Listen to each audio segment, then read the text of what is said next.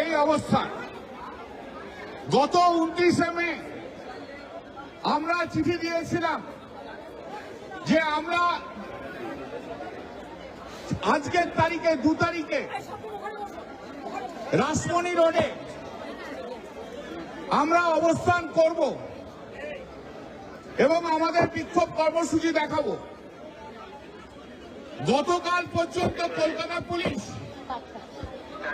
তার একটাও উত্তর দেয়নি।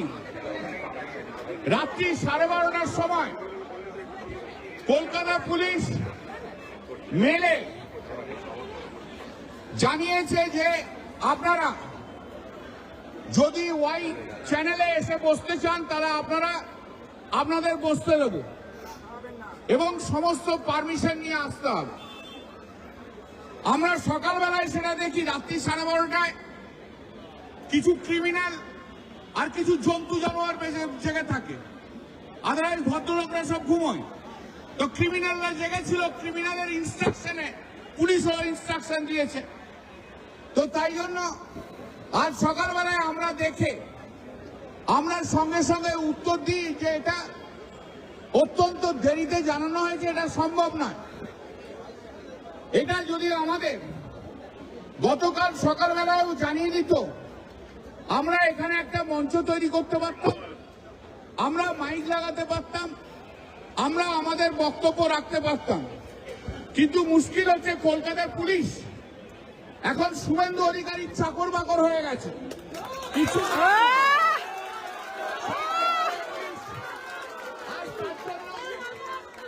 যতক্ষণ না পর্যন্ত তার সিগন্যাল পাবেন না। আর ক্রিমিনাল তো রাত্রিবেলাতেই যাবে, ক্রিমিনাল রাত্রিবেলাতেই ইনস্ট্রাকশন দিয়েছে। রাত্রি 12:30টায় এই জিনিস আমাদের কাছে জানিয়েছে। তো আমরা তা সত্ত্বেও আজকে আপনাদের কাছে এবং তৃণমূলের যত কর্মী আছে তারা এসেছেন, আমি তাদেরকে দলের তরফ থেকে আন্তরিকভাবে ধন্যবাদ জানাই। আগামী দিনে আমরা আরো বড় অবস্থান করব। যদি কলকাতা পুলিশ না দেয় তাকে কি করে দেওয়াতে হয় আইনি প্রক্রিয়া আমরা জানা আছে। আমি শুধু কলকাতা পুলিশের কমিশনার থেকে অফিসারদের বলছি যে আপনারা পাবলিক এক্সচেকার থেকে আপনাদের স্যালারি পান, আপনাদের শুভেন্দু অধিকারী শান্তিনিকেতন থেকে পয়সা নিয়ে এসে মাইনে দেয় না। তাই আইন অনুযায়ী কাজ করুন। সময় পাল্টায়, মানুষও কিন্তু পাল্টে যাবে, মানুষও পাল্টাচ্ছে, চিন্তা করবেন না। মাত্র 4%-এর ডিফারেন্স ছিল, আজকে দাঁড়িয়ে দেখুন 2%ও ডিফারেন্স নেই। যতই আমাদের রাষ্ট্রীয় সন্ত্রাসের মধ্যে দিয়ে বিজেপির লোকেরা আমাদের 25 থেকে 30টা তৃণমূল কংগ্রেস কর্মীকে খুন করেছে। আমাদের 5 থেকে 8,000 ছেলেকে ঘর থেকে বার করে দিয়েছে এবং এছাড়া প্রায় 3,000 বাড়ি ভেঙে দিয়েছে। এটা 10 দিন আগেকার ডাটা বললাম। আর এখন কি হচ্ছে, এখানে তৃণমূল আর এখন কি হচ্ছে, দিদির মুখটা ছেলে বলতে পুলিশকে তার বাইরে বাড়িতে সামনে দাঁড়িয়ে থেকে বলছে আপনি যদি বেরোন আপনাকে অ্যারেস্ট করে নেব। এবং রাত্রি 2টোর সময় ডানকুনিতে আমাদের কাউন্সিলর যে ছিল সূর্য, যাকে ইলেকশন কমিশনার সময় হ্যান্ডকাপ করিয়ে রাত্রি 2টোর সময় তুলে নিয়ে যায়। আর এমনই কেস দেয় যে 2 দিনের মধ্যে কোর্টও বেল দিয়ে দিত। 2 দিনের মধ্যে বেল দিতে পারে। এরকম আমাদের অনেক জায়গাতে হচ্ছে এবং আমাদের ছেলেদের ওপর অত্যাচার চূড়ান্ত জায়গায় গেছে, যা ভারতবর্ষে কোন রাজ্যে কখনো হয়নি। পশ্চিমবাংলার গণতন্ত্র আজকে বিপন্ন, সেটা সারা ভারতবর্ষের মানুষ জানতে পারছে। এবং কেন করছেন আপনারা? সারা ভারতবর্ষের মানুষ জানতে পারছে যে পশ্চিমবাংলায় একটা রাষ্ট্রীয় সন্ত্রাস চলছে, বিরোধী দলের কাউকে বেরোতে দেবে না। আমার বাড়ি মমতাদের বাড়ি 4টে বাড়ি আগে, এই মমতাদের বাড়িতে প্রায় প্রতিদিন বিজেপির ছেলেরা অ্যাটাক করছে, আর পুলিশ দক্ষিণ কলকাতার পুলিশ চুপ করে বসে আছে, পুলিশ দিয়ে লেলিয়ে দিচ্ছে, ছেলেদেরকে লেলিয়ে দিতে বলছে, আর ছেলেদের যে পুলিশ আছে তারা চুপচাপ আপনারা দেখেছেন যে অভিষেক ব্যানার্জিকে কিভাবে বিজেপির লোকেরা তাকে কিভাবে অ্যাসল্ট করেছে। কোন একজন তার মাথায় হেলমেট লাগিয়ে দিয়েছিল বলে তার মাথাটা বেঁচেছে। আপনারা দয়া করে ঠিক করবেন আপনি। গত পরশুদিন আমার চণ্ডীতলাতে প্রোগ্রাম ছিল, সেই চণ্ডীতলার প্রোগ্রামে যেতে যেতে এমন ভাবে ট্রাফিক জ্যাম করে দিল পুলিশ যে আমাদের বেশিক্ষণ নয়, 7 থেকে 8 মিনিট। তার মধ্যে বিজেপি গুন্ডাদের পুলিশ খবর দিয়ে দিল, আর বিজেপি গুন্ডারা এসে আমাকে ঘিরে ধরে আমার সামনে অনেক স্লোগান দেয়। আমার তাতে কোনো আপত্তি নেই, স্লোগান আপনি যা ইচ্ছা দিন। আমি চোর না চোর, আপনাদের বাবা শুভেন্দু অধিকারী আমার মতো সব নয় জেনে রাখুন।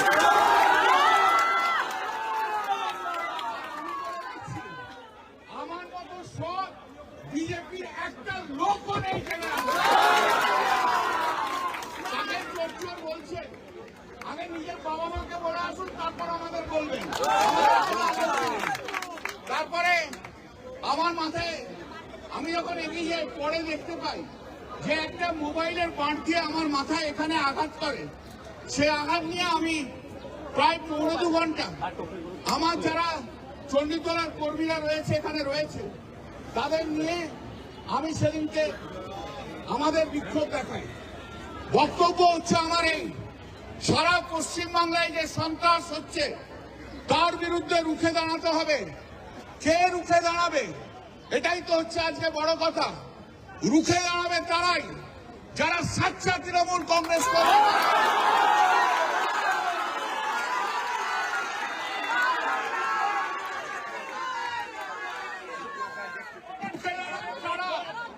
রুখে দাঁড়াবে পশ্চিমবাংলার জনগণ, তারা রুখে দাঁড়াবে। যে তৃণমূল কংগ্রেসের নেতারা এতদিন ধরে ভীষণ চর্বি জমিয়েছে, যারা অনেক কিছু কথা বলেছে, তারা রাস্তায় নামতে সাহস পাবে না। আমার এই মাইক্রোফোনের মধ্যে দিয়ে আমি সেই কথাটাই বলতে চাই, কোন নেতার উপর নির্ভর করবেন না, নেতারা আখের গুছিয়ে চলে যাবে। কিন্তু যারা আজকে তৃণমূল কংগ্রেস কর্মী,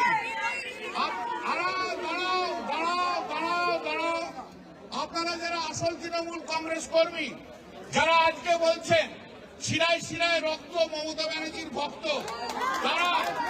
তারা কোন নেতার কথা শুনে নয়, আপনারা যে যেখানে আছেন সেইখানেই ঝাঁপিয়ে পড়বেন।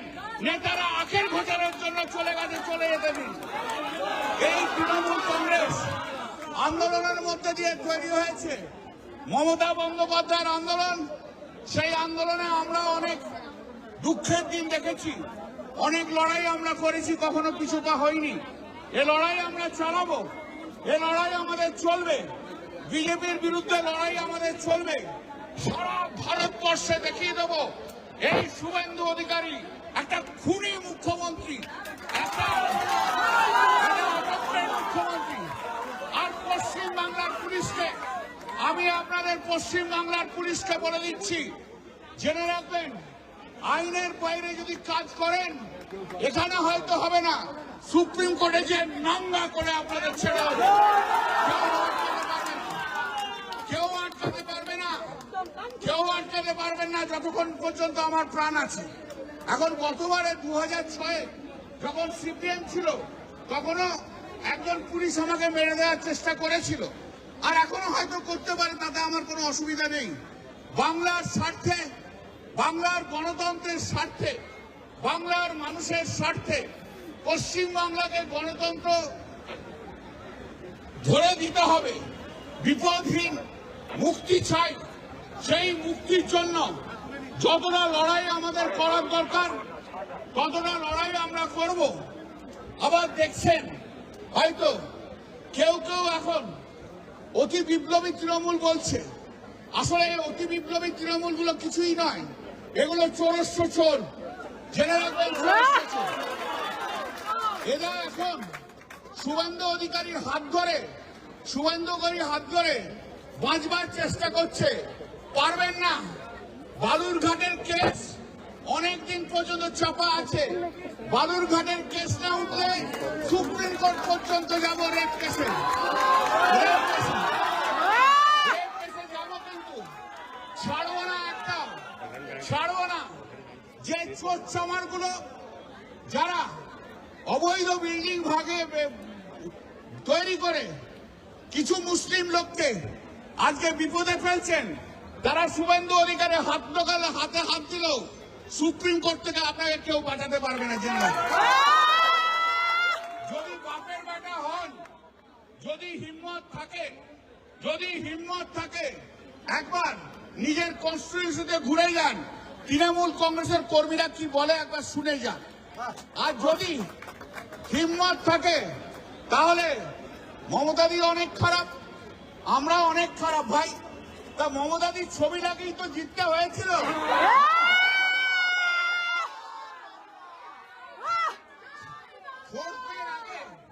ফোর্থ মে আগে দিদি হচ্ছে ভগবান, আর ফোর্থ মের পর দিদি হচ্ছে শয়তান। বেশ খেলা খেলছো। যদি হিম্মত থাকে, বাপের বেটা হন আর যত বড় হুইসেল ব্লোয়ার হন না কেন, হিম্মত থাকে রিজাইন করে 6 মাসের মধ্যে ওখানে জিতে এসে দেখান যে আপনি সত্যিকারের এক বাপের বেটা। দেখতে চাই আমরা। হুইসেল ব্লোয়ার বলে কিছু হয় না, পার্লামেন্টে অ্যাসেম্বলিতে কোনো হুইসেল ব্লোয়ার হয় না। যে টিকিটে জিতে আসে সেই দলের নীতির কথা বলতে হয় বিধানসভায় দাঁড়িয়ে। তো যারা তৃণমূল কংগ্রেসের নীতির কথা না বলে আজ বিরোধী দলে আছেন, হুইসেল ব্লোয়ার বলছেন, আসলে নয়, আপনি শুভেন্দু অধিকারীর দালালি করতে চাইছেন, তাই জন্য বলছেন। আপনি চিরকালের দালাল, এটা তো আমি জানি। আপনাকে যখন সিপিএম থেকে তাড়িয়ে দিয়েছিল, আমি আর নাম বলছি না, আমাদের এক রাজ্যসভার সাংসদ বলেছিল যে ওকে নিয়ে এসছি। আমি বললাম দয়া করে নিয়ে এসো না। বলো হ্যাঁ, আমরা এই যে নিয়ে আসছো না, একদম বুঝবে এই শয়তানটা কি জিনিস। আমি মনে করি সেই সাংসদ এখন বুঝতে পারছেন যে কত বড় শয়তানকে আনতে চেয়েছিলে। আজকে অভিষেক ব্যানার্জির নামে অনেক কথা বলা হচ্ছে। আমি বলি কি, যে অভিষেক ব্যানার্জির ছত্রছায়ায় আপনারাই তো পাওয়ারফুল হয়েছিলেন, আমরা নই, আপনারাই পাওয়ারফুল হয়েছিলেন। আমরা দিদিকে ধরেই রয়েছি রাজনীতিতে, দিদিকে ধরেই রাজনীতিতে থাকবো, যতদিন আছে ততদিন দিদি হয়ে থাকবো। আপনারা অভিষেক ব্যানার্জিকে এখন কেন দায়ী করছেন? অভিষেক ব্যানার্জির কোনো দোষ নেই। অভিষেক ব্যানার্জির একটাই ভুল, যে আপনাদের মতো শয়তানদের ওরা চিনতে পারেনি। অভিষেক ব্যানার্জি যথেষ্ট পরিশ্রম করে, দলের জন্য পরিশ্রম করে।